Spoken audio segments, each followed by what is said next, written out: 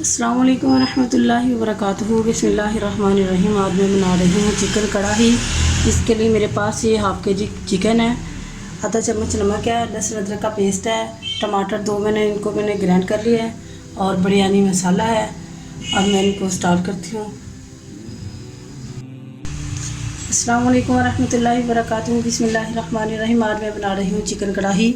इसके लिए मैंने आधा किलो गोश्त लिया है, आधा चम्मच नमक है, लहसुन अदरक का पेस्ट है, 2 टमाटर है, उनका मैंने पेस्ट बना लिया है और मेरे पास कढ़ाई मसाला है। तो अब मैं बिस्मिल्लाहिर्रहमानिर्रहीम घी मैंने डाल दिया है कढ़ाई में। अब इसमें गोश्त डाल दूँगी।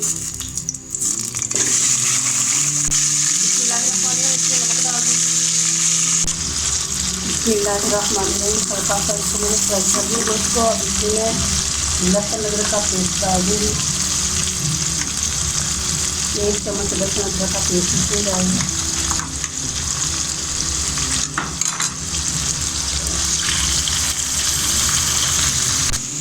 बिस्मिल्लाहिर्रहमानिर्रहीम इसको मैंने बनाई कर ली है। अब मैं इसमें डाल रही हूँ पेस्ट टमाटर का और साथ ही इसके कढ़ाई मसाला। अभी इसको मैं दम पे रख दूँगी ज़रा थोड़ी 10 मिनट के लिए इसको छोड़ दूँगी ऐसे। बिस्मिल्लाहिर्रहमानिर्रहीम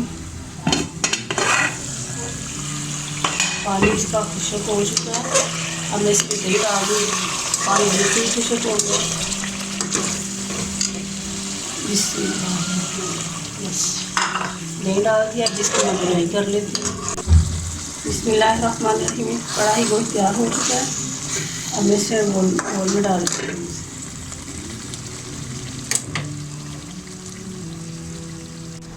बिस्मिल्लाहिर्रहमानिर्रहीम अल्हम्दुलिल्लाह हमारी चिकन कढ़ाई तैयार हो चुका है गोश्त।